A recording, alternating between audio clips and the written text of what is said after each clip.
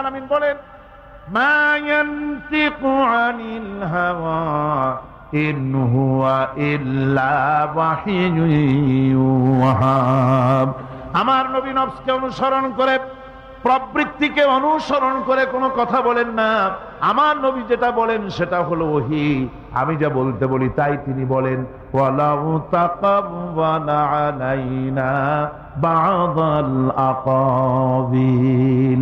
আমার নবী যদি নিজের থেকে বানিয়ে কোনো কথা যদি কোরআনের ভিতরে আমার নামে চালায় দিতেন, আমি আল্লাহ রাব্বুল আলামিন আমার নবীর ডান হাতকে চেপে ধরতাম, আর তার কণ্ঠ নালীকে আমি আল্লাহ রাব্বুল আলামিন কেটে ফেলে দিতাম। তিনি যা বলেছেন সব কার কথা? আল্লাহ পাকের কথা।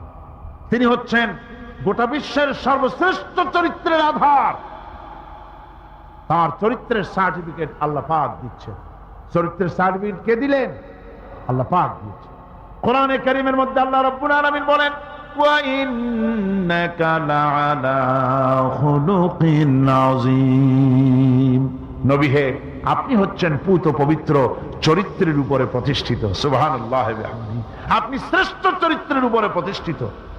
দেখুন, রাসূল করিম সাল্লাল্লাহু আলাইহি ওয়াসাল্লাম নবুয়ত পাওয়ার পর যখন তিনি ঘরে প্রবেশ করেছেন, সর্বপ্রথম হযরত জিবরাইলের সঙ্গে জীবনের প্রথম দেখা, ভয় পেয়েছেন, শরীরে জ্বর এসেছে এবং হযরতে খাদিজাকে গিয়ে বলছেন যে আমাকে ঢেকে দাও, আমি ভয় পেয়েছি। হযরতে খাদিজাতুল কুবরা রাদিয়াল্লাহু তাআলা আনহা তিনি রাসূলকে বলছেন, আবুল কাসেম, হে কাসেমের পিতা, আপনার ভয় পাওয়ার কোনো কারণ নাই। আপনাকে জিন বা শয়তান কোনো অনিষ্ট করতে পারে না, কারণ আপনি এতিমদেরকে, মিসকিনদেরকে খেতে দেন, আপনি বিধবাকে আশ্রয় দেন, আপনি প্রতিবেশীর হক আদায় করেন, আপনি আত্মীয়দের হক আদায় করেন। কি সার্টিফিকেট দিচ্ছেন? স্ত্রী তো স্বামীর জন্য ভালোবাসা দিতে পারে, মহব্বত দিতে পারে, জান দিতে পারে, কিন্তু ঈমান তো আনতে পারে না। ঈমান আনা তো এত সহজ ব্যাপার না। কিন্তু রাসূল করিম সাল্লাল্লাহু আলাইহি ওয়াসাল্লাম যখন তাকে তাওহীদের দাওয়াত দিলেন, রিসালাতের দাওয়াত দিলেন এবং বললেন আমি নবী, হযরত খাদিজা এক মুহূর্ত দেরি করেন। হযরতে খাদিজা তার কাছে রাসূলুল্লাহ যখন রিসালাতের দাওয়াত পেশ করলেন, সঙ্গে সঙ্গে হযরত খাদিজা পড়ে নিলেন, লা ইলাহা ইল্লাল্লাহু মুহাম্মাদুর রাসূলুল্লাহ। জোরে সোরে পড়েন, লা ইলাহা ইল্লাল্লাহ, লা ইলাহা ইল্লাল্লাহ।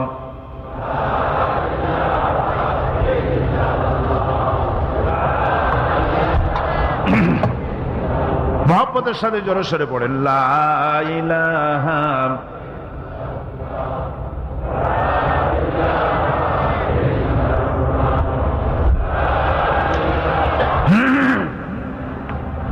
লা ইলাহা ইল্লাল্লাহু মুহাম্মাদুর রাসূলুল্লাহ। আমার বন্ধুগণ, রাসূল করিম সাল্লাল্লাহু আলাইহি ওয়াসাল্লামের উপরে স্ত্রী ঈমান আনলেন। খাদেম ছিলেন হযরতে যায়েদ। খাদেম তো তার প্রভুর জন্য জান দিতে পারে, মাল দিতে পারে, মহব্বত করতে পারে, সব পারে। খাদেম ঈমান আনতে পারে না, যেহেতু খাদেমের কাছে তার সাহেবের ইনস এন্ড আউট, তার ভেতর বাইরে সবকিছুই পরিষ্কার থাকে। হযরতে রাসূলের খাদেম ছিলেন হযরতে যায়েদ। হযরত যায়েদ তার উপরে যখন 15 বছর খাদেম ছিলেন রাসূলুল্লাহ, হুজুর যখন তার কাছে দাওয়াত পেশ করলেন, যখন রিসালাতের দাওয়াত পেশ করলেন, তাওহীদের দাওয়াত দিলেন, খাদেম যায়েদ একটু চিন্তা করলেন না, সাথে সাথে পড়লেন, লা ইলাহা ইল্লাল্লাহু মুহাম্মাদুর রাসূলুল্লাহ। রাসূলের বন্ধু ছিলেন হযরত আবু বকর সিদ্দিক রাদিয়াল্লাহু তাআলা আনহু। 20 বছরের বন্ধু। কত বছরের বন্ধু? 20 বছর। 20 বছর বসে একজন বন্ধু আর একজন বন্ধুকে চিনতে মোটেই কিছু বাকি থাকে না। হযরত আবু বকর রাদিয়াল্লাহু তাআলা আনহু তার কাছে যখন রাসূলুল্লাহ নবুয়তের দাওয়াত পেশ করলেন, হযরতে আবু বকর রাদিয়াল্লাহু তাআলা আনহু এক মুহূর্ত দেরি করেন নাই, বলেছেন আপনার চরিত্র নবুয়তের চরিত্র। আগেই বুঝতে পেরেছি সাধারণ মানুষের চরিত্র এমন হতে পারে না। তিনিও কালেমা পড়ে মুসলমান হয়ে গেলেন। সাহাবায়ে কেরাম রাসূলের প্রতি এই মোহাব্বত, এই শ্রদ্ধা তারা পোষণ করেছেন। নবী তার চরিত্র দিয়ে মানুষের সামনে নিজেকে প্রকাশ করেছেন। তার চরিত্র দুই রকম ছিল না, চরিত্র একরকম ছিল।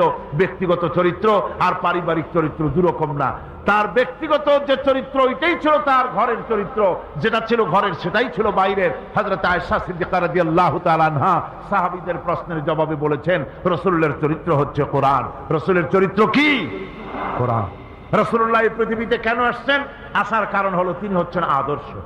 আল্লাহর নবী বলেছেন, লাকাদ কানা লাকুম ফি রাসূলিল্লাহি উসওয়াতুন হাসানাহ, তোমাদের জন্য গ্রহণযোগ্য মহত্তম আদর্শ হতেছে তোমাদের রাসূল। তোমাদের রাসূলের ভেতরেই তোমাদের আদর্শ রয়েছে, তার কাছ থেকে তোমরা আদর্শ গ্রহণ করো। তিনি এতিমের আদর্শ, শিশুর আদর্শ, কিশোরদের আদর্শ, যুবকের আদর্শ, তরুণের আদর্শ, বৃদ্ধের আদর্শ, পিতার আদর্শ, নানার আদর্শ, স্বামীর আদর্শ, সেনাপতির আদর্শ, শ্রমিকের আদর্শ, রাষ্ট্রপ্রধানেরও সকলের জন্য আদর্শ।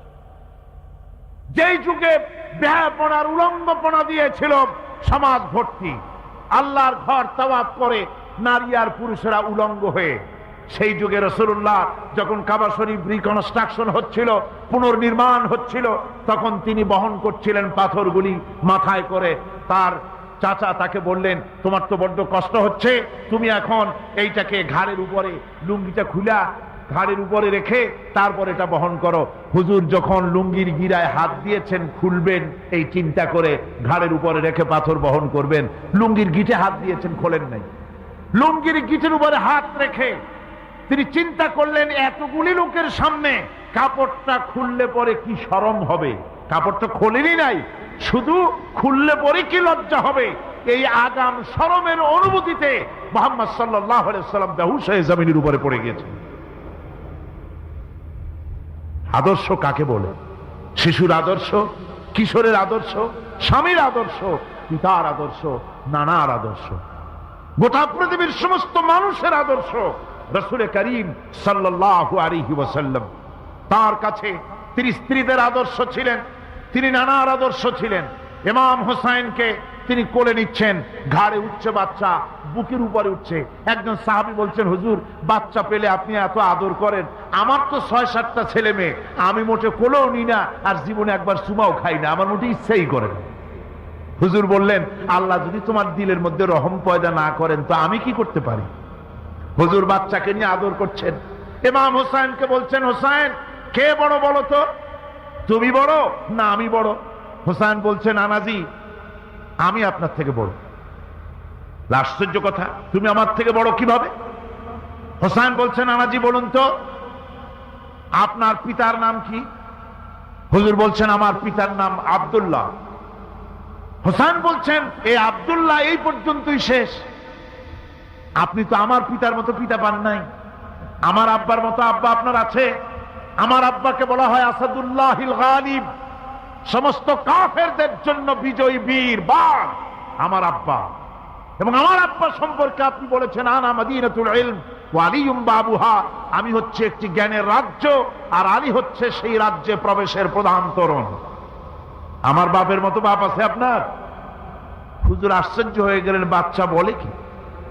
হোসাইন বলছেন, নানাজি এবার কোন তো দেখি, এবার বলুন তো দেখি আপনার মায়ের নাম কি? হুজুর বলছেন, আমার মায়ের নাম আমেনা। হযরত হোসেন বলছেন, এই আমেনা পর্যন্তই শেষ, কয়জনে চিনবে কর? আমার মায়ের মতো একটা মা আপনার আছে? আমার মায়ের মতো একটা মা আপনি পেয়েছেন?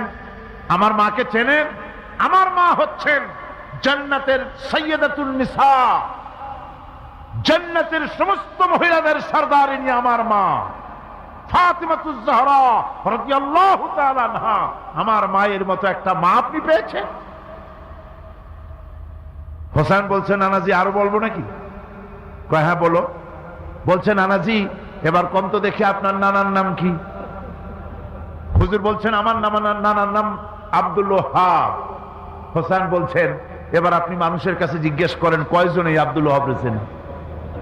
আপনি কি আমার নানার মতো একটা নানা পেয়েছেন? আমার নানাকে আপনি জানেন? আমার নানা সৈয়দুল মুরসালিন আশরাফুল আম্বিয়া রাহমাতুল লিল আলামিন বিশ্বনবী জনাবে মুহাম্মদ রাসূলুল্লাহ সাল্লাল্লাহু আলাইহি ওয়াসাল্লাম।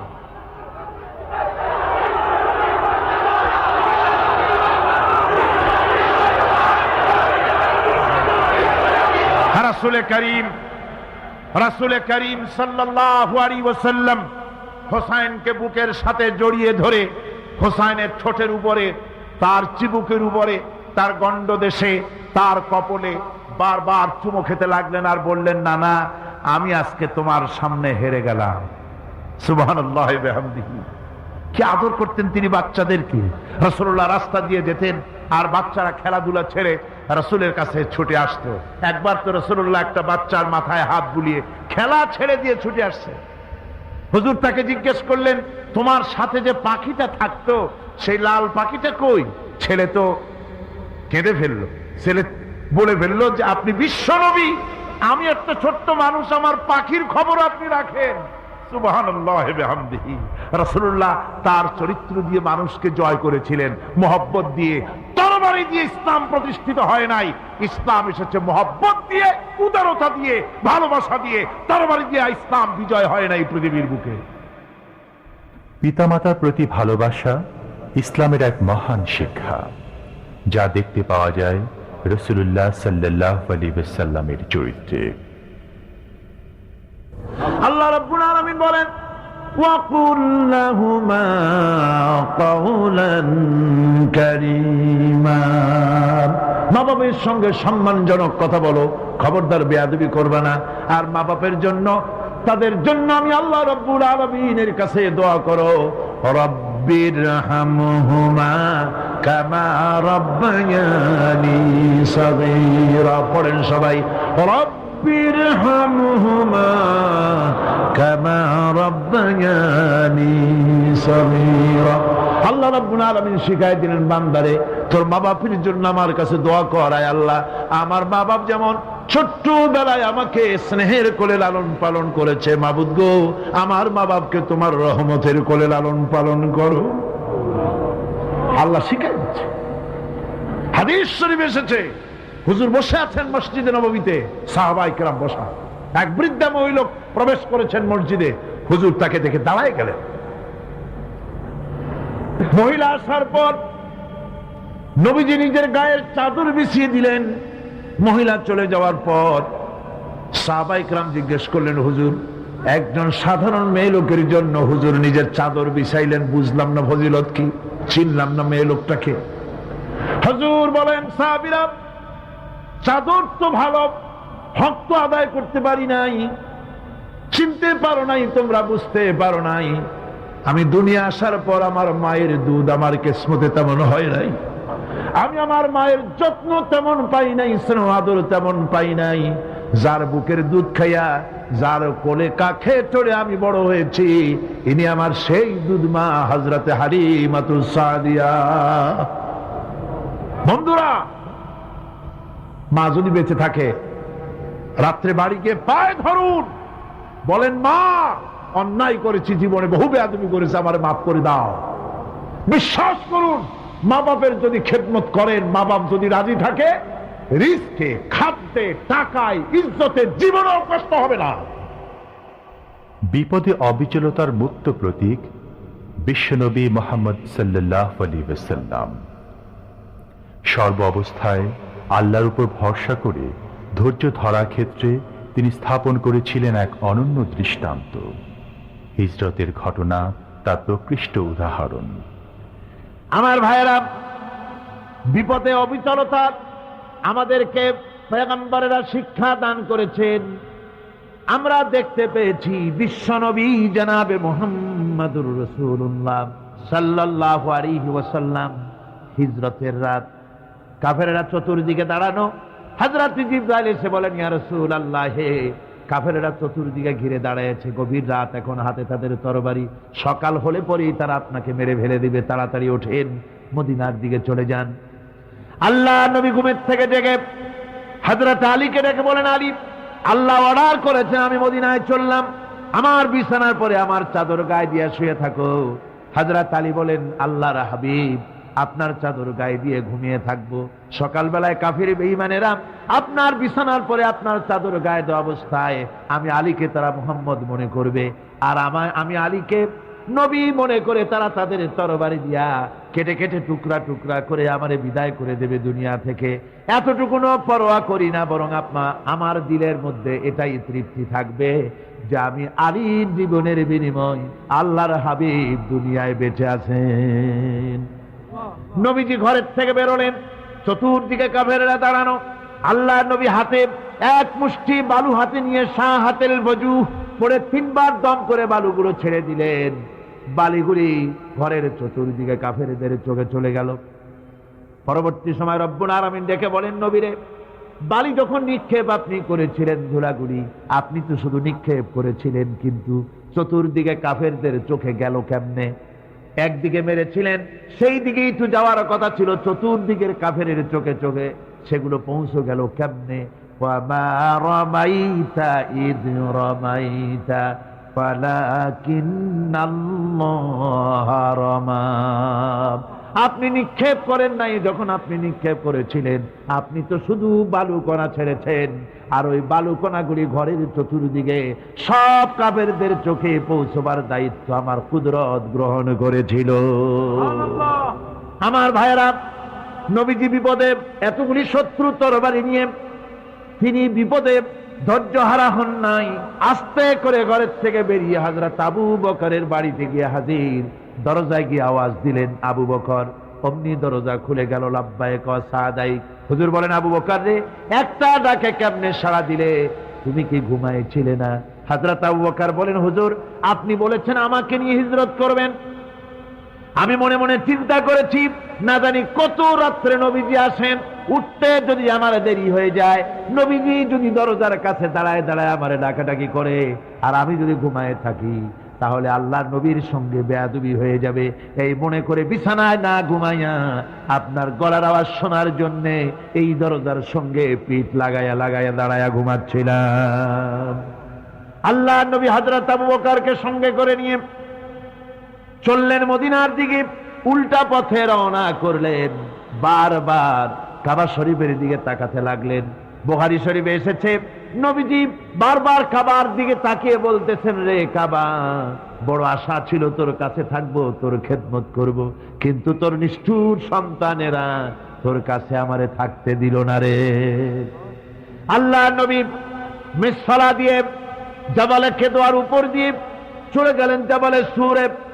গুহার কাছে যখন গিয়েছেন, হযরত রক্ত হয়ে গেল। হযরত আবু বকর রাদিয়াল্লাহু তাআলা আনহু বলছেন, হুজুর, আর উপায় নাই, দিন হয়ে গেল, এখন বুঝি ধরা পড়ে যাব, ওই গুহার মধ্যে গিয়ে আশ্রয় নেই।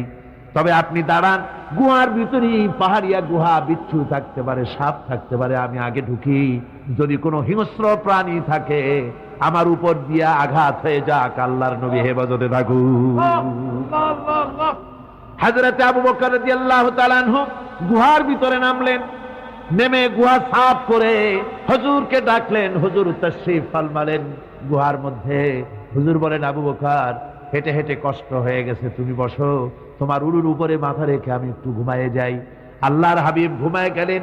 হযরত আবু বকর লক্ষ্য করে দেখেন চতুর্দিকে অনেকগুলি গর্ত দেখা যায়। এই গর্ত থেকে সাপ আসতে পারে, বিচ্ছু আসতে পারে মনে করে নিজের গায়ের চাদর ছিঁড়ে ছিঁড়ে গর্তগুলি বন্ধ করা শুরু করে দিলেন। কয়েকটা গর্ত বন্ধ করার মতো চাদর আর নাই, পাও দিয়ে চেপে ধরলেন।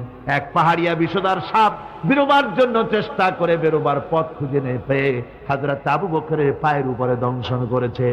বিষের যন্ত্রণায় হযরত আবু বকরের চোখ থেকে পানি দরদর করে পড়ছে। রাসূলুল্লাহর ঘুম ভেঙে গেল। আল্লাহর নবী তাকিয়ে বলেন, আবু বকর, চোখে পানি কেন? বাড়ির কথা বুঝি মনে পড়ে গেছে? হযরত আবু বকর বলেন, ইয়া রাসূলুল্লাহ, আল্লাহর নামে কসম করে বলি, যেই দিন আমি ঈমান এনেছি ওই দিন থেকে আমার মা বাপ, আমার কোলে আমার সন্তান, আমার স্ত্রী, আমার জায়গা জমি, ঘর বাড়ি, এমনকি আমার নিজের আত্মার চাইতে হুজুর আপনারে ভালোবাসি বেশি। তাহলে কাঁদো কেন? হযরত আবু বকর বলেন, হুজুর, বাড়ির জন্য কাঁদি না, ছেলেপেলের জন্য কাঁদি না, সাপে দংশন করেছে, যন্ত্রণায় কাঁদতেছি। আল্লাহ নবী সঙ্গে সঙ্গে মুখ থেকে থুতু বার করে যন্ত্রণার জায়গায় লাগাই দিলেন। সঙ্গে সঙ্গে যন্ত্রণা বন্ধ হয়ে গেল। হুজুর বললেন, আবু বকর, প্রথম যখন তোমার এই আঘাত করেছিল সাপে, আমাকে কেন তাড়াতাড়ি বলো নাই? এতক্ষণ তো তোমার কষ্ট হতো না। হযরত আবু বকর বলেন, ইয়া রাসূলুল্লাহ, ওটা তো সাপে কাটার যন্ত্রণা, ওই যন্ত্রণায় আমার রক্ত জ্বলতেছে, যন্ত্রণায় যন্ত্রণায় আমার কলেজাটা যদি ফেটেও যেত। আল্লাহর হাবিব আরাম ফরমাচ্ছিলেন, আমি তাকে আরামে বিঘ্ন ঘটাতে পারতাম না। আমার ভাইয়েরা, হযরতে আবু বকর, হযরতে রাসূল দুজন বসে আছেন। এমনি সময় কাফের বেঈমানেরা খুঁজতে খুঁজতে জায়গা মতো এসে গেছে। একজনে বলে ভিতরে আছে, আর একজনে বলে নাই। পায়ের যদি থাকবে তাহলে মাকড়সায় জাল বুনালো কি করে, পাখি ডিম পেড়ে বসে আছে কি করে, তাদের সন্দেহ হতে লাগলো। এর মধ্যে নাই, একজন বলে আছে আর একজন বলে নাই। হযরত আবু বকর ভয়ের চোটে কেঁদে ফেলেছেন, হুজুর আর উপায় নাই। এই যে অবস্থা, এই অবস্থার ভিতরে, এই অবস্থার ভেতরেও আল্লাহ নবী এতটুকুন ঘাবড়ে যান নাই। শত্রুরা তরবারি নিয়ে এসেছে, সুযোগ পেলেই একটু তাকালেই দেখতে পাবে, তুলে মেরে ফেলে দেবে। আল্লাহর হাবিব মোটেই ধৈর্য হারালেন না, এতটুকুন হতাশ হলেন না। আল্লাহ পাকের হাবিব তার সাথীকে কি বললেন? তখন কোরআনে কারীম সূরা তাওবার মধ্যে আল্লাহ তা উদ্ধৃত করেছেন মুমিনদের জন্য, ইযহুমা ফিল গার ইয ইয়াকুনু লিসাহিবিহি লা তাহজান ইন্নাল্লাহা মা'ানা। ও আমার সাথী, ও বন্ধু, ভয় করো না, চিন্তা করো না। আমরা মাইনরিটি নই, আমরাই মেজরিটি। তার কারণ আল্লাহ আমাদের সাথে আছেন। সুবহানাল্লাহ। রাসূলুল্লাহ সাল্লাল্লাহু আলাইহি ওয়াসাল্লাম অত্যন্ত সাদাসিধে জীবন যাপন করতেন। হিজরত করে মদিনায় গিয়ে ইসলামী রাষ্ট্র কায়েম করার পরও তার দায়িত্বতা কাটেনি। হাদিসে এসেছে সে কথা। হযরত আবু হুরায়রা রাদিয়াল্লাহু তাআলা আনহু বলেন, আমি রাসূলুল্লাহর কাছে গেলাম, হুজুরকে গিয়ে সালাম করলাম। আল্লাহর নবী সালামের জবাব দিলেন, কিন্তু দেখতে পেলাম মুখ নড়ে, আওয়াজ বেরোলো না। কারণ কি? কাছে গিয়ে দেখি নবীজি ক্ষুধার যন্ত্রণায় কথা বলতেছেন, আওয়াজ বেরোতেছে না। এত ক্ষুধা লেগেছে আল্লাহর নবীর। 2-4 দিন চলে গেছে, খাবার নাই। রাসূলুল্লাহ সমস্ত গনিমতের মাল, যাকাত সদকার মালগুলি, খাদ্য দ্রব্যগুলি দুহাতে বিতরণ করেছেন। নিজের পেটে খাবার নাই, মানুষকে দিতেছেন। দিতে দিতে এশার নামাজ পড়ে নবীজি ঘরের মধ্যে প্রবেশ করে হযরত আয়েশা সিদ্দিকা রাদিয়াল্লাহু তাআলা আনহাকে ডেকে বলেন, আয়েশা রে, সারাদিন কষ্ট করেছি, দারুণ ক্ষুধা লেগেছে, তাড়াতাড়ি করে কিছু খাবার আমারে এনে দাও। হযরত আয়েশা হুজুরের ক্ষুধার্ত শ্রান্ত ক্লান্ত চেহারার দিকে তাকাইয়া হযরত আয়েশা কেঁদে ফেলেছেন। হযরত মা আয়েশা কাঁদেন আর বলেন, ইয়া রাসূলুল্লাহ, আল্লাহর নামের কসম করে বলি, আমি আয়েশার ঘরে কোনো পানি ছাড়া কোনো খাবার নাই। এই ছিল রাসূলের আদর্শ। হাদিস শরীফে এসেছে, আল্লাহর নবী বলেন, তোমরা যদি রাষ্ট্রীয় ক্ষমতায় যাও, বাড়ি না থাকলে সরকারি খরচ একটা বাড়ি নিতে পারো। তোমার যদি যানবাহন না থাকে, সরকারি খরচে যানবাহন নিতে পারো। ছেলে মেয়ের কাপড় চোপড়, লেখাপড়া, শিক্ষা চিকিৎসার জন্য যদি না থাকে, তাহলে তুমি সরকার থেকে নিতে পারো। কিন্তু এর থেকে এক চুল পরিমাণ যদি পাও বাড়াও, সরকারের মাল জনগণের মাল, এর থেকে প্রয়োজনের বাইরে যদি তুমি নিজের জন্য নিতে থাকো, কিয়ামতের দিন আল্লাহর দরবারে চোরের কাতারে তোমারে দাঁড়ানো লাগবে।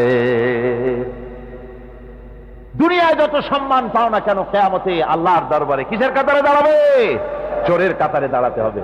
রাসূল পাক সাল্লাল্লাহু আলাইহি ওয়াসাল্লাম এমন এক সমাজ কায়েম করেছিলেন।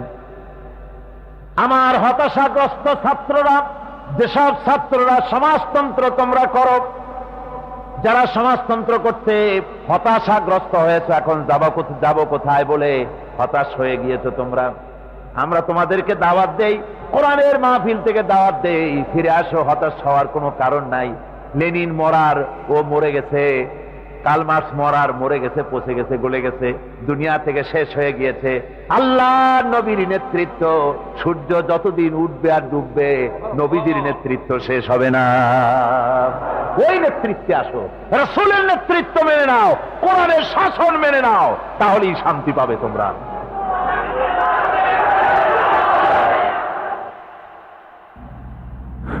আল্লাহর নবী দুপুরে আরাম করতেছিলেন। হযরত ওমর বলেন, আমি দেখতে গিয়েছিলাম রাসূলুল্লাহকে, আমি যাই সালাম দিলাম, হুজুর উঠে বসলেন।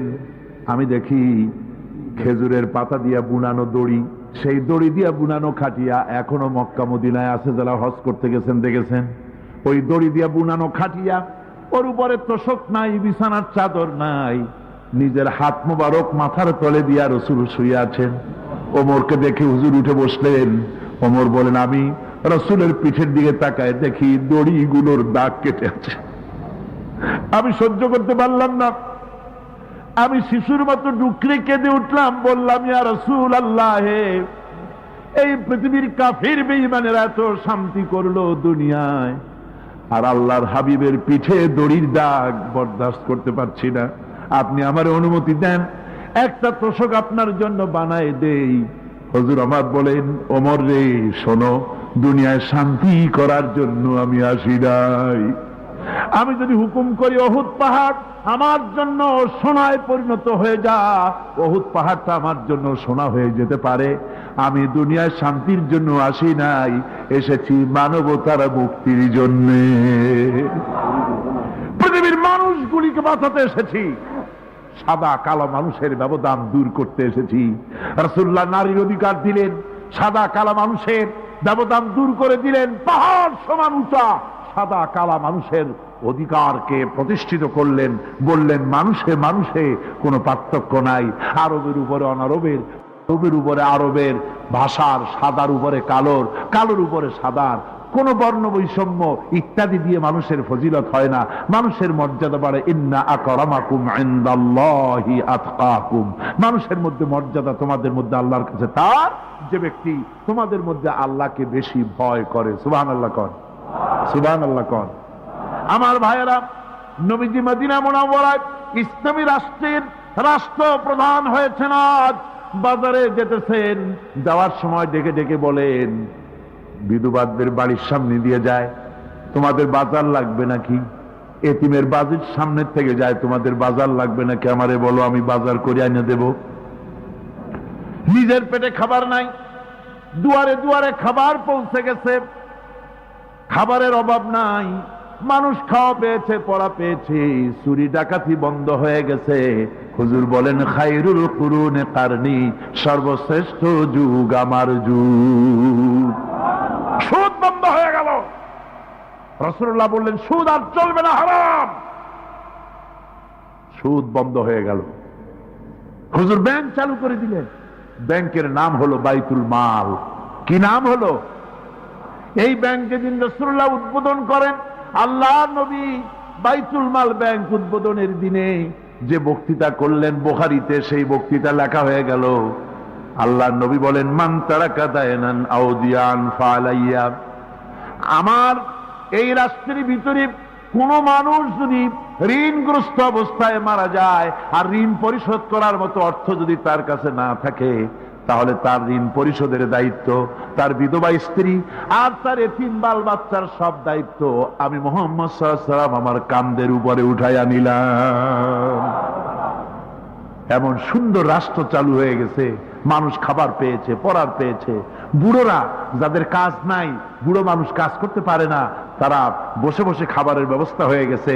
যুবকদের চাকরি হয়ে গেছে, বেকার কেউ আর বেকার নাই, সব কাজে ব্যস্ত হয়ে গেছে, মানুষের কাছে কাজ মিলেছে। কৃষক তাদের উৎপাদিত পণ্যের সঠিক মূল্য পাচ্ছে, শ্রমিক শ্রমের মর্যাদা পাচ্ছে, শ্রমিক মর্যাদা পাচ্ছে। রাসূলুল্লাহ বলেছেন, শ্রমিক আর মালিক, মনিব আর গোলামের সম্পর্ক না, সম্পর্ক ভাই ভাই। সম্পর্ক কি? শ্রমিকের মর্যাদা রাসূলুল্লাহ এভাবে দিলেন, নিজে শ্রম দিলেন। মদিনার 8 বছর চলে যাওয়ার পর হযরত আয়েশা রাসূলুল্লাহকে দেখলেন মাজা কুজা। হযরত আয়েশা বলেন, হুজুর মাজাটা কুজা কেন? বয়সের কারণে হলো নাকি? হুজুর বলেন, না, বয়সের কারণে হয় নাই। এই মদিনার চতুর্দিকে কাফির বেঈমানেরা যখন মদিনাকে আক্রমণ করেছিল, আমি তখন মদিনার চতুর্দিকে খন্দক পরিখা খনন করেছিলাম, 3 মাইল লম্বা, 15 ফিট গভীর, 30 ফিট চওড়া। সাহাবীরা মাটি কেটেছে, আমি মাটি বহন করেছি, আবার আমি মাটি কেটেছি, সাহাবীরা মাটি কেটেছে, মাটি কেটে আর মাটির ঝুড়ি বহন করে করে কোমরে যে বেদনা হয়েছিল আজ পর্যন্ত সেই বেদনা সেরে যায় নাই। এই হলো আমার রাসূল, এ হলো বিশ্ব নবী। কি নবী? চিল্লা এখন কি নবী?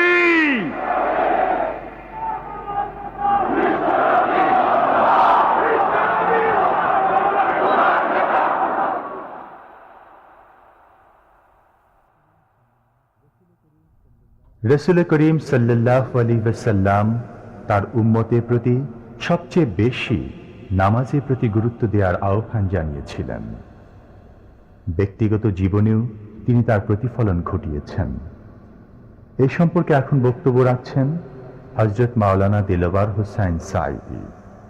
প্রযোজনায় সিএইচপি, পরিবেশনায় স্পন্দন অডিও ভিজুয়াল সেন্টার, ঢাকা। আল্লাহ পাক বলছেন, وَأَنذِرْ عَشِيرَتَكَ الْأَقْرَبِينَ, তোমার নিকটবর্তী যারা আছে তাদেরকে তুমি আল্লাহর ভয় দেখাও। নামাজের জন্য তাদেরকে বলো আল্লাহর ভয় তাদের অন্তঃকরণের মধ্যে সৃষ্টি করে দাও। আর এই নামাজ পড়তে হবে জামাতের সাথে। নামাজ পড়তে হবে কিছুর সাথে? জামাতের সাথে। রাসূল করিম সাল্লাল্লাহু আলাইহি ওয়াসাল্লাম বলছেন, হুজুরের কাছে, আল্লাহর নবীর কাছে হযরত আবু হুরায়রা রাদিয়াল্লাহু তাআলা আনহু হাদিসটি বর্ণনা করেছেন। হুজুরের কাছে একজন অন্ধ লোক এলো। সেই অন্ধ লোক এসে বললেন, হুজুর আমি তো চোখে দেখি না, জামাতের যে গুরুত্বের কথা আপনি বললেন, আমাকে কি রুখসত দেওয়া যায় নাকি? আমি অনেক সময় সাথী সঙ্গী পাই না, আমাকে কি রুখসত দেওয়া যায় নাকি? হুজুর বললেন, হ্যাঁ তোমাকে রুখসত দেওয়া গেল। অন্ধ যখন হেঁটে যাচ্ছিলেন, নবীজি তাকে আবার ডাকলেন, ডেকে জিজ্ঞেস করলেন, অন্ধ নামাজের মসজিদের আজান কি তোমার কানে যায়? বলে, হ্যাঁ আমি আজান শুনি। হুজুর বললেন, আজানের জবাব দিবা, মসজিদে এসে জামাতে নামাজ পড়বা। একজন অন্ধকে রুখসত দেওয়া হয় নাই। মসজিদে আজান শোনার পর ঘরে বসে যদি নামাজ আদায় করেন, নামাজের হক আদায় হবে না। হুজুর সাল্লাল্লাহু আলাইহি ওয়াসাল্লাম বলেছেন, মসজিদে আজান হওয়ার পর যে ব্যক্তি ঘরে বসে নামাজ পড়ে, আমার ইচ্ছা হয় ঘরটা আগুন দিয়ে জ্বালায় দেই। কে বলতেছেন? রাহমাতুল লিল আলামিন, রাহমাতুল লিল আলামিন বলতেছেন। ঘরের মধ্যে যদি মেয়ে লোক আর বাচ্চারা যদি না থাকতো, তাহলে আমার ইচ্ছা হয় আমি বলি আগুন দিয়ে ঘরটারে জ্বালায় দাও। এই ঘরের মহব্বতেই তো সে বাইর হয় না। নামাজের এত বড় গুরুত্ব দেওয়া হয়েছে। আমার বন্ধুগণ, এই নামাজের জামাতি আল্লাহর নবী জীবনের শেষ নামাজ জামাতে আদায় করেছেন। জীবনের শেষ নামাজটাও জামাতে আদায় করলেন। তখন তার এমন অবস্থা, এত অসুস্থ, দাঁড়াতে পারেন না, হাঁটতে পারেন না। দুইজন সাহাবীর কাঁধের উপরে ভর করে তারপরে বহু কষ্ট করে মসজিদে গিয়ে নামাজ আদায় করেছেন। খুতবা দিয়েছেন। বললেন, খুতবা দিতে গিয়ে বললেন, আজ থেকে মসজিদ নববীর চতুর্দিকের সকলের দরজা বন্ধ হয়ে যাবে, শুধু আবু বকরের দরজাটা খোলা থাকবে। আল্লাহর নবী বললেন, আল্লাহ রাব্বুল আলামিন এই পৃথিবীতে তার এক বান্দাকে জাগতিক সব সম্পদ দিতে চেয়েছিলেন, কিন্তু সে বান্দা সব জাগতিক সম্পদকে উপেক্ষা করে মাবুদের সঙ্গে দেখা করা বেশি জরুরি, বেশি পছন্দ মনে করেছেন। এতটুকুন কথা নবীজি বললেন, কেউ কিছু বুঝলো না। হযরতে আবু বকর রাদিয়াল্লাহু তাআলা আনহু হুজুরের এই কথা শুনে কাঁদতে কাঁদতে তিনি অস্থির হয়ে যাচ্ছেন। সাহাবীরা চিন্তা করলেন, হুজুর কার কথা বলেছেন, তাতে কান্নার কি আছে? বয়োবৃদ্ধ, জ্ঞান বৃদ্ধ হযরতে আবু বকর রাদিয়াল্লাহু তাআলা আনহু বুঝতে পেরেছেন, এই পৃথিবীর সব সম্পদ তো আল্লাহ হুজুরকেই দিতে চেয়েছিলেন। তিনি সমস্ত সম্পদকে উপেক্ষা করে তার মাবুদের সঙ্গে দেখা করার জন্য প্রস্তুতি নিয়েছেন। তার মানে হলো আল্লাহর নবী বিদায় হয়ে যাবেন, আমরা নবী থেকে এতিম হয়ে যাব। নবীজি ঘরের মধ্যে প্রবেশ করলেন, প্রচন্ড জ্বর এলো। এই প্রচন্ড জ্বর নিয়ে তিনি শুয়ে আছেন, কখনো বেহুশ কখনো হুশ। এর মধ্যে সারা আজান হয়ে গেল। সাহাবীরা বহুক্ষণ অপেক্ষা করে হযরত আবু বকরের ইমামতিতে নামাজ শুরু করলেন। হুজুরের হুশ এলো, প্রশ্ন করলেন, আয়েশা রে, এখন কোন সময়? হযরত আয়েশা বলেন, ইয়া রাসূলুল্লাহ, মসজিদে নববীতে নামাজ শুরু হয়ে গেছে। সাহাবীরা অনেকক্ষণ অপেক্ষা করে আমার বাবার ইমামতিতে নামাজ পড়তেছে সবাই, কিন্তু সাহাবীরা কেঁদে কেঁদে নামাজের মধ্যেই কাঁদতে কাঁদতে অস্থির হয়ে যাচ্ছে। তাদের মনের ধারণা হয়েছে নবীজির পেছনে নামাজ পড়ার কিসমত থেকে তারা মাহরুম হয়ে গেল। নবীজি বলেন, আয়েশা, দরজা খুলে দাও আর আমার মাথাটা একটু উঁচু করে ধরো, আমি একটু নামাজের দৃশ্যটা দেখি। দরজা খুলে দেওয়া হলো, নবীজির মাথা উঁচু করে ধরা হলো। নামাজের জামাতের দৃশ্য দেখে নবীজি আবার শুয়ে পড়লেন। হযরত মা আয়েশা লক্ষ্য করে দেখেন নবীজির দুই চোখের কোনা দিয়া পানি পড়তেছে। মা আয়েশা জিজ্ঞেস করেন, ইয়া রাসূলুল্লাহ, নামাজের দৃশ্য দেখে চোখে কেন পানি এলো? হুজুর বলেন, আয়েশা রে, এটা কোনো দুঃখের পানি নয়, এটা তৃপ্তির পানি। এই যে জামাত নামাজ পড়তেছে লোকেরা, এই জামাত কায়েমের জন্য তায়েফের ময়দানে অনেক রক্ত আমার ঝরেছে। উহুদের ময়দানে দান্দান মুবারক শহীদ হয়েছে, সাহাবায়ে কেরাম জীবন দিয়েছে। এই যে জামাত আমি দেখতে পেলাম, ভবিষ্যতের একটা ছবি যেন চোখে ধরা পড়লো। আমার মনে হলো কিয়ামত পর্যন্ত এই পৃথিবীতে আমার যত উম্মত আসবে তারা এইভাবে করে জামাতে নামাজ আদায় করবে। নবীজির মাথার কাছে মালাকুল মউত যখন এসে গেছেন, আমার ভাইরা, এই পৃথিবীতে যত নবীরা এসেছিলেন, মৃত্যুর সময় সমস্ত নবীরা শেষ কথা যেটা বলেছেন, হাদিস, সমস্ত নবীরা উম্মতের জন্য মৃত্যুর মুহূর্তে শেষ কথা যেটা বলেছেন সেটা হলো আসসালাত, আসসালাত, নামাজ, নামাজ। আমার নবী যখন বিদায় হয়ে যান, বিদায় মুহূর্তে মেয়ের কথা বললেন না, কলিজার টুকরা নাতির কথা বললেন না, জামাইয়ের কথা বললেন না, স্ত্রীর কথা বললেন না, মৃত্যুর সময় শেষ কথা বললেন আসসালাত, আসসালাত ওয়া মা মালাকাত আইমানুকুম, নামাজ, নামাজ, আমার উম্মতেরা নামাজ, আমার উম্মতেরা নামাজ ছেড়ে দিও না, নামাজ। যেই নবী উম্মতের জন্য এত কাঁদলেন, নামাজের জন্য এত কথা বলে গেলেন, আল্লাহ রাব্বুল আলামিন নামাজের জন্য এত নির্দেশ করলেন, নবীজি ইন্তেকালের সময় নামাজের কথা বলে দিলেন, সেই মুসলমান আজ নামাজ আদায় করে না। নামাজ পড়ে তো নামাজ শুদ্ধ হয় না। হযরতে হুযায়ফা রাদিয়াল্লাহু তাআলা আনহু, তিনি একবার ইয়েমেন সফর করেছিলেন, এক মসজিদে নামাজ পড়লেন। একজনকে তিনি নামাজ পড়তে দেখলেন, নামাজ পড়তে দেখে তিনি অপেক্ষা করলেন। লোকটার নামাজ হয়ে যাওয়ার পর তিনি প্রশ্ন করলেন, আল্লাহর বান্দা, তুমি কতদিন এরকমের নামাজ পড়তেছ? তিনি বললেন, প্রায় 40 বছর তো হবে আমি এরকম নামাজ পড়তেছি। হযরতে হুযায়ফা বলেন, তুমি কি আমারে চেনো? কয়, না, চিনি না। হযরত হুযায়ফা বললেন, আল্লাহর বান্দা শোনো, আমি হচ্ছি আল্লাহর নবী মুহাম্মদুর রাসূলুল্লাহ সাল্লাল্লাহু আলাইহি সাল্লামের সাহাবী হুযায়ফা। ও আল্লাহর বান্দা, তুমি যেভাবে নামাজ পড়েছো এইরকম যদি 40 বছর নামাজ পড়ে থাকো, আল্লাহর কসম করে বলি, নবীজি যে নামাজ শিখাইছেন তোমার সে নামাজ হয় নাই, রাসূলুল্লাহ নামাজ হয় নাই। নামাজ পড়লেই হবে না। রাসূলুল্লাহ বলেছেন, সাল্লু কামা রাআইতুমুনি উসাল্লি, নামাজ পড়ো সেইভাবে যেভাবে আমারে পড়তে দেখো। বিশ্বাস করুন ভাইরা, নামাজ যদি না হয়, হরতাল করিয়া, মিছিল করিয়া, বিক্ষোভ করিয়া, যে কোনো আন্দোলন করে ইসলামকে বিজয়ী করা যাবে না যতক্ষণ পর্যন্ত নামাজ সহি না হবে। নামাজ হচ্ছে ফাউন্ডেশন। নামাজ নাই, কিচ্ছু নাই। ঠুকঠাক করে 2টা সেজদা দিয়ে উঠে যাবেন, আপনার ইসলামী আন্দোলনের 4 পয়সার দাম নাই। নামাজ আগে। জিহাদের ময়দানেও নামাজ, যেখানে আছেন ওখানেই নামাজ পড়তে হবে, আর তা পড়তে হবে আদবের সাথে, মুহাব্বতের সাথে। আপনারা বিরক্ত হচ্ছেন না তো? হাদিস শরীফ থেকে শোনাচ্ছি, আল্লাহর নবী এক জিহাদ থেকে ফিরে এসেছেন, রাত কাটাচ্ছেন, শিবির তাবু গেড়েছেন, কয়েকজনকে পাহারার দায়িত্ব দিলেন রাতের বেলায় পাহারা দিতে। বাই রুটেশন, 2 জন ঘুমাবে, 2 জন পাহারা দেবে। 2 জনের ভাগ্যে পাহারা পড়লো রাত 12টার পরে, পাহারা দিতেছেন।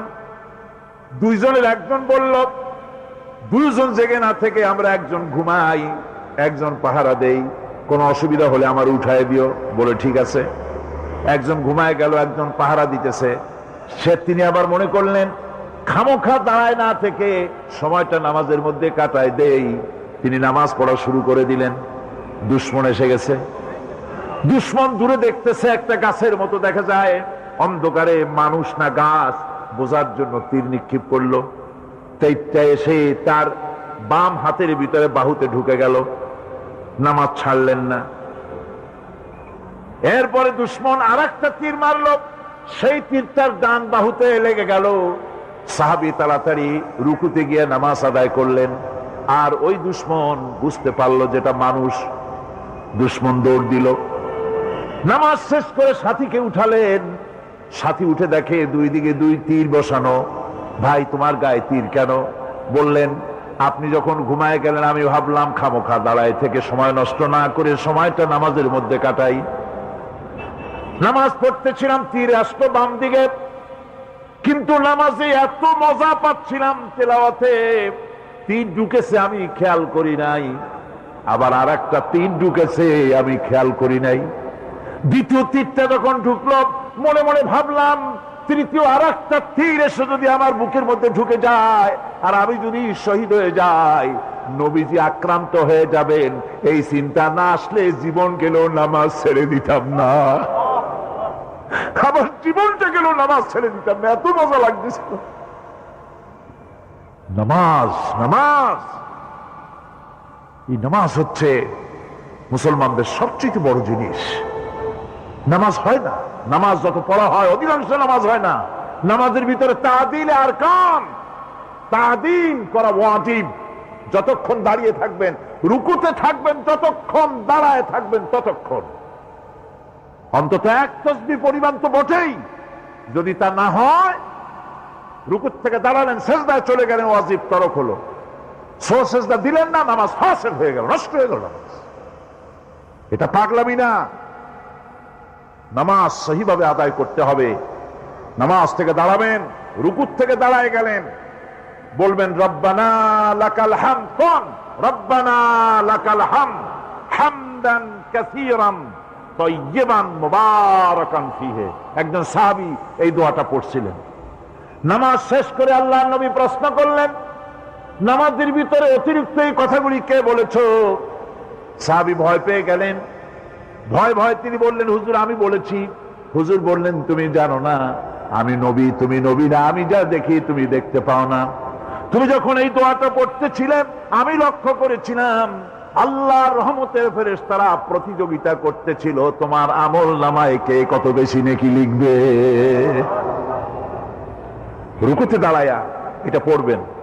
সেজদায় চলে যাবেন, 2 সেজদার মাঝখানে ততক্ষণ বসে থাকবেন ততক্ষণ একটা সেজদার ভিতরে ছিলেন। পড়বেন আল্লাহুম্মা গফিরলি ওয়ারহামনি ওয়াহদিনি ওয়াআফিনি ওয়ারযুকনি। নামাজের মধ্যে দোয়া করতেছেন, আল্লাহ আমারে ক্ষমা করে দাও। এসব দোয়া সব হুজুরের। আমাকে ক্ষমা করো, আমাকে হেদায়েত দাও, আমাকে সুস্থ করো, আমাকে রহম করো, আমাকে রিজেক্ট দাও। সুবহানাল্লাহ। নামাজের ভিতরে দোয়া কবুলের সময়, নামাজের সেজদার ভিতরে দোয়া কবুল হয়। এইভাবে করে রাসূল করিম সাল্লাল্লাহু আলাইহি ওয়াসাল্লামের নামাজটা কেমন হাক্কানি উলামাদের কাছ থেকে জেনে নেবেন। যেহেতু হুজুর বলেছেন সাল্লু কামা রাআইতুমুনি উসাল্লি, নামাজ পড়ো সেইভাবে যেভাবে আমাকে পড়তে দেখো। মদিনায় হিজরত করার পর রাসূলুল্লাহ সাল্লাল্লাহু আলাইহি ওয়াসাল্লাম কাফেরদের সাথে অনেকগুলো যুদ্ধে লিপ্ত হয়েছিলেন। তার মধ্যে উহুদের যুদ্ধে তিনি তার আপন চাচা হযরত হামজা রাদিয়াল্লাহু তাআলা আনহুকে হারান। ওয়াহশীর হাতে নির্মমভাবে শহীদ হন তিনি। ওয়াহশী পরবর্তীতে অনুতপ্ত হন। আসুন শুনি সে কাহিনী। হুজুর সাল্লাল্লাহু আলাইহি ওয়াসাল্লাম ফতে মক্কার দিনে সকলকে ক্ষমা করে দিয়েছিলেন, কিন্তু 5 জন নারী আর 6 জন পুরুষ সম্পর্কে বলেছিলেন এদেরকে যেখানে পাও সেখানে হত্যা করো। এর মধ্যে ওয়াসি একজন। ওয়াসি বুঝতে পেরেছি মুহাম্মদ সাল্লাল্লাহু আলাইহি ওয়াসাল্লাম আল্লাহর রহমত, করুণার নবী, দয়ার নবী, তার কাছে যদি আমি যেতে পারি তাহলে তিনি আমার সম্পর্কে, যদি তার সামনে যেতে পারি তাহলে তার কঠোর মনোভাব আমার প্রতি নরম হয়ে যাবে। এই মনে করে সাহাবায়ে কেরামদের চোখ এড়ায়া তিনি হুজুরের সামনে গিয়ে হাজির হয়ে গেলেন। হুজুর তাকে দেখি বললেন, তোমার নাম না ওয়াসি? তিনি বললেন, হ্যাঁ আমার নাম ওয়াসি। হুজুর বললেন, তুমি আমার চাচাকে শহীদ করেছো? ওয়াসি বললেন, জাহালাতের কারণে তা করেছি। হুজুর বললেন, কেমনে শহীদ করেছো আমার চাচাকে, আমার একটু শোনাও। ওয়াসি বলতে লাগলেন, আমি বল্লম দিয়ে হযরতে হামজার শরীরকে এফোড় ওপড় করে দিয়েছি, তারপরে তার বুককে খঞ্জর দিয়ে ফেরে বুকের ভিতর থেকে কলিজাটা বের করে নিয়ে আমি হাতে দিয়ে দিয়েছি হেন্দাই কলিজা চিবিয়ে চিবিয়ে খেস। রাসূল পাক সাল্লাল্লাহু আলাইহি ওয়াসাল্লাম, হাদিস শরীফে এসেছে, ওয়াসির বর্ণনা যখন তিনি শুনতেছিলেন রাসূলের চোখ থেকে তখন পানি পড়ে দাড়ি মোবারক ভিজে ভিজে পড়তেছিল। ঘটনা শোনার পর রাসূলুল্লাহ বললেন, ওয়াসি তুমি কি চাও? ওয়াসি বললেন, আমি ইসলাম কবুল করতে চাই। হুজুর তাকে মুসলমান বানালেন। বললেন, তুমি মুসলমান হলে কিন্তু সব সময় তুমি আমার সামনে আসবে না, তার কারণ তোমাকে দেখলে পরে আমার মনের ভিতরে আমার চাচার কথা মনে উঠে যাবে। আমি আমার আব্বাকে পাই নাই, আব্বার স্নেহ যত্ন আমার কিসমতে তেমন হয় নাই। আমার চাচা হামজা আমাকে পিতার মতো করে আমাকে স্নেহ করেছে, তোমাকে দেখলে পরে তার কথা মনে পড়বে, সুতরাং তুমি সবসময় আমার সামনে আসবে না। ওয়াসি সেদিন শপথ নিয়েছিলেন, রব্বুল আলামিন, আমি জাহালাতের কারণে যেই বল্লম দিয়ে ইসলামের একজন শ্রেষ্ঠ সন্তানকে আমি শহীদ করে ফেলেছিলাম, আমি বুঝতে পারি নাই, ওই বল্লমটা আমি হেফাজতে রেখে দিয়েছি। তুমি আমার এই দোয়া মঞ্জুর করো, আমি যেন এই বল্লম দিয়ে এই পৃথিবীর নিকৃষ্ট ইসলামের কোনো দুশ্মনকে যেন আমি শেষ করে দিতে পারি। আল্লাহ পাক দোয়া তার মঞ্জুর করে নিলেন। মুসাইলামা কাযযাবের বিরুদ্ধে হযরত আবু বকর সিদ্দিক রাদিয়াল্লাহু তাআলা আনহু যে বাহিনী পাঠালেন, হযরত ওয়াসি সেই বাহিনীর মধ্যে ছিলেন। আর তিনি সেই বল্লমটা দিয়া, যে বল্লম দিয়ে তিনি হযরত হামজাকে শহীদ করেছিলেন, সেই বল্লমটা দিয়েই ইসলামের নিকৃষ্ট শত্রু মুসাইলামা কাযযাবকে দুনিয়া থেকে তিনি বিদায় করে দিলেন। আমার ভাইরা, রাসূল পাক সাল্লাল্লাহু আলাইহি সাল্লামের ইন্তেকালের পর এ পর্যন্ত নবুয়তের যারা দাবি করেছে, এক হিসাবে জানা গেছে 28 জন দাবি করা হয়ে গেছে। রাসূল বলেছেন, আমার পরে 30 জন মিথ্যেবাদী নবুয়তের দাবি করবে। কতজন করবে? হয়ে গেছে, বাকি আছে কত? এর মধ্যে গোলাম আহমদ একজন। গোলাম আহমদ দাবি করল যে আমি নবী। তার অনেকগুলি বই কিতাব সে লিখল। বইয়ের মধ্যে এক জায়গায় সে লিখেছে, তার বইয়ে এক জায়গায় লিখেছে যে আমি স্বপ্নে দেখলাম আল্লাহ আমার সামনে উপস্থিত। আল্লাহ আমার সামনে এসেছেন পুরুষের আকৃতিতে, আর আমি তখন স্বপ্নের ভিতরে আমি নিজেকে একজন নারীর মতোই মনে করলাম। স্বপ্নের ভেতরেই আল্লাহ পাক পুরুষ হিসাবে আমাকে ব্যবহার করলেন। আমি স্বপ্নের মধ্যেই গর্ভবতী হলাম এবং স্বপ্নের ভিতরে আমি গোলাম আহমদ মসিহে রূপান্তরিত হয়ে গেলাম। নাউযুবিল্লাহি মিন যালিক। গোলাম আহমদ বলছে, আল্লাহ পাক ওহীর মাধ্যমে আমাকে জানিয়েছেন, আল্লাহ আমাকে বলেছেন, গোলাম আহমদ তুমি হচ্ছ আমার সন্তান তুল্য। নাউযুবিল্লাহি মিন যালিক।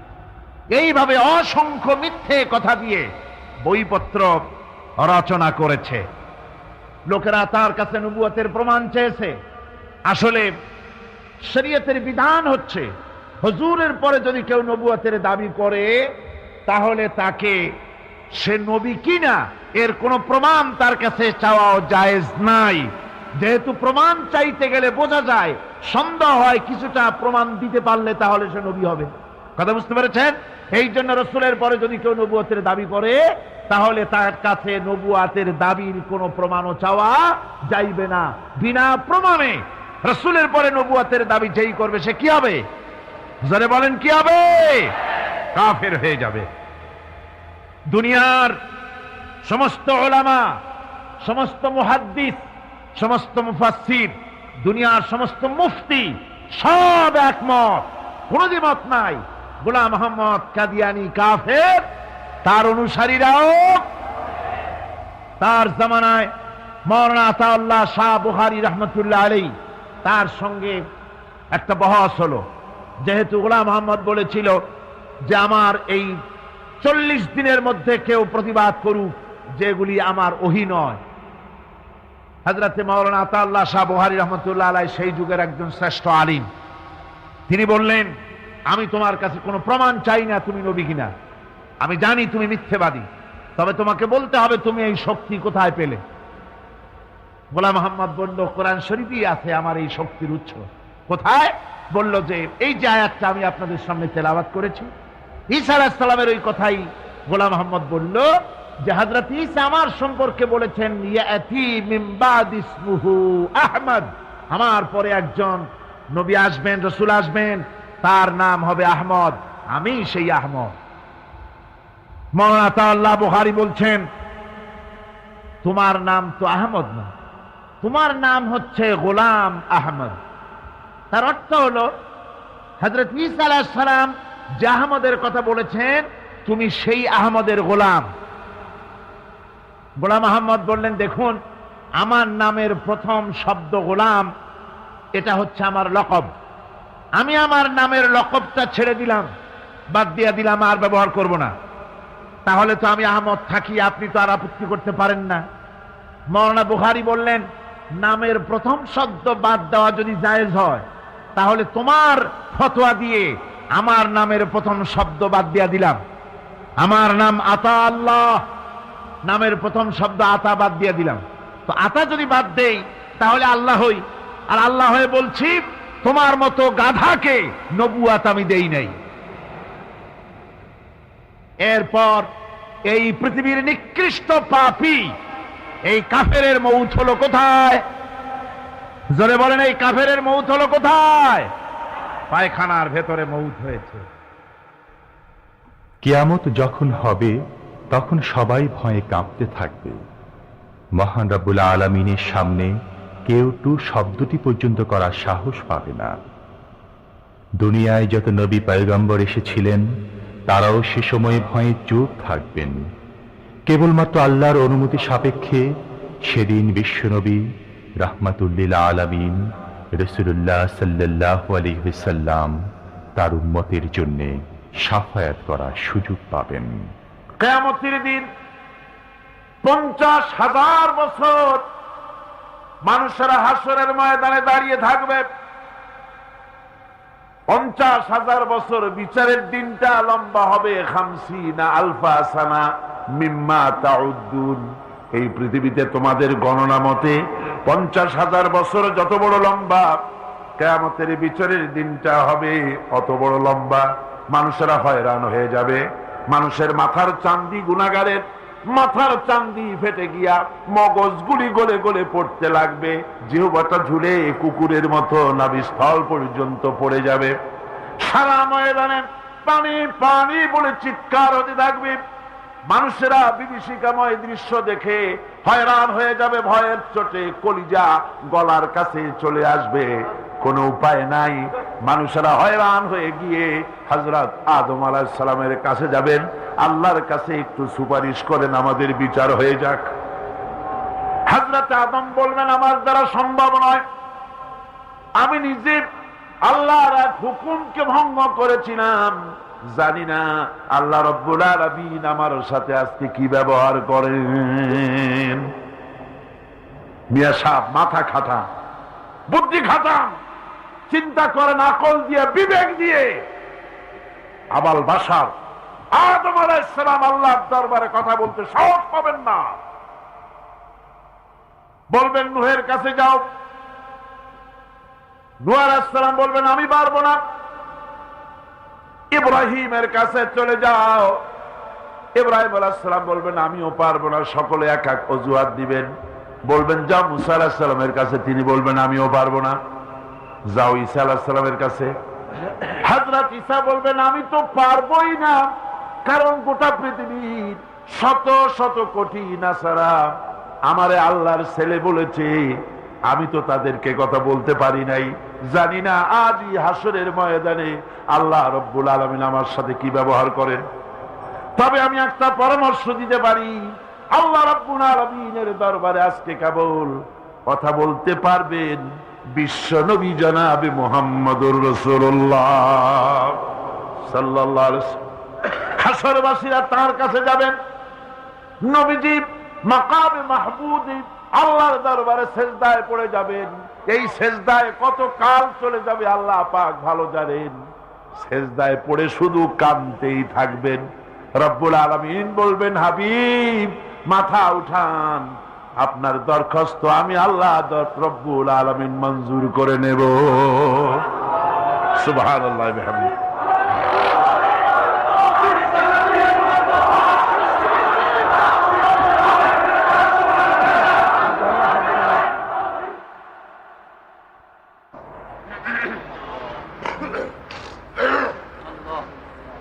ربنا ظلمنا أنفسنا وإن لم تغفر لنا وترحمنا لنكونن من الخاسرين।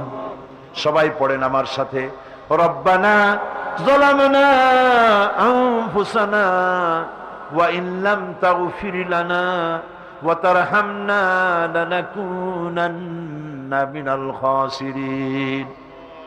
রব্বুল আলামিন লক্ষ লক্ষ জনতা নিয়ে ঢাকা শহরের প্রাণ কেন্দ্রে আউটার স্টেডিয়ামে পল্টনের ময়দানে কোরআন শরীফের 3 দিন তাফসীরুল কোরআন মাহফিলের শেষ দিনে গুনার বোঝা মাথায় নিয়ে কোরআন শরীফ সামনে নিয়ে আল্লাহ তোমার দরবারে ভিক্ষুকের মতো দুটি হাত আমরা তুলে ধরেছি।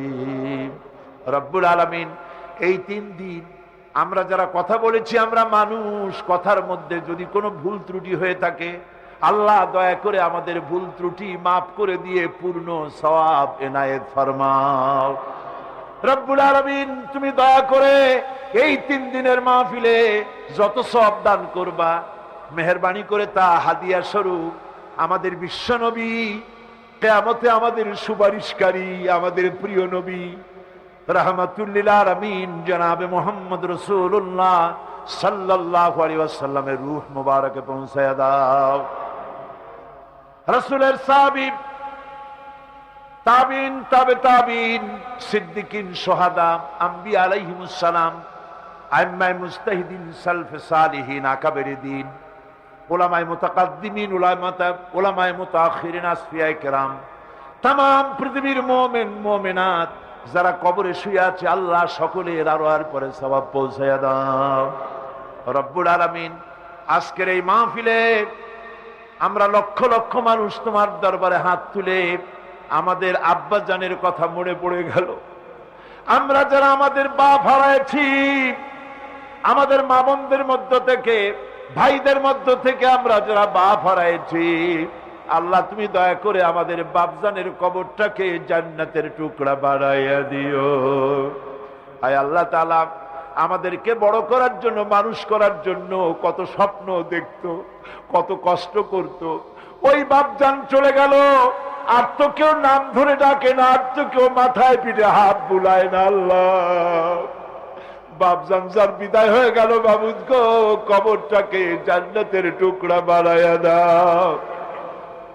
আয় আল্লাহ তাআলা আমাদের জনম দুঃখিনী মা,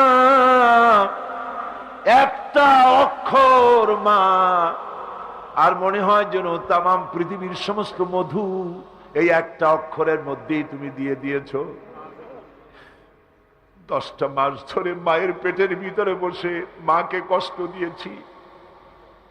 মায়ের পেটের ভিতরে হাঁটু দিয়া, মাথা দিয়া, পাও দিয়া গুতাগুতি করে মাকে কষ্ট দিয়েছি পেটের ভিতরে থেকে। ডেলিভারি করার সময় মা প্রচন্ড কষ্ট পেলেন। আয় আল্লাহ, তারপরে বুকের রক্ত চুষে চুষি বুকের দুধটা 2-2.5 বছর খেয়েছি। মায়ের কোলে থেকে মাকে পেশাব পায়খানা করে মায়ের কাপড় চোপড় নষ্ট করেছি। কোনদিন বিরক্ত হয়ে একটা আছাড় দেয় নাই, একটা থাপ্পড় মারে নাই। আয় আল্লাহ, ক্ষুধা পেটে মা খেতে বসেছি, মায়ের কোলে বসে বাচ্চা পায়খানা করেছে, মা রাগ করে ছেলেকে থাপ্পড় মারে নাই। ভাতের খাবারটা ঠেলে রেখে বাচ্চাটারে পায়খানা সাফ করে নিজে আবার কাপড় পাল্টাইয়া ছেলেটার মুখে চুমা দিয়া আবার খাইতে বসেছে। এইভাবে করে মাকে নির্যাতন করলাম। ওই মা যাদের বিদায় হয়ে গেছে, আল্লাহ মায়ের কবর জান্নাতের টুকরা বানাইয়া দাও। তো রব্বির হামহুমা কামা রব্বায়ানি সগীরা। সবাই বলেন আমার সাথে, রব্বির হামহুমা কামা রব্বায়ানি সগীরা। আয় আল্লাহ, আমাদের মা বাপ যাদের বেঁচে আছে সুস্থ রাখো, ভালো রাখো, ইমানের সাথে রাখো, ইজ্জতের সাথে রাখো। আয় আল্লাহ, মায়ের ঋণ তো কিছুতেই শোধ করতে পারবো না। আমরা যদি আমাদের বুকের চামড়া দিয়া মায়ের পায়ের 1 জোড়া জুতা তৈরি করে দেই, মায়ের 1 ফোঁটা দুধের হক তো আদায় হবে না। আল্লাহ, মা যাদের মরে গেছে ওরাই বোঝে কি হারাইছে। আল্লাহ আমাদের মা যাদের বেঁচে আছে ভালো রাখো, সুস্থ রাখো। আপনারা দোয়া করেন আমার মাও সুস্থ।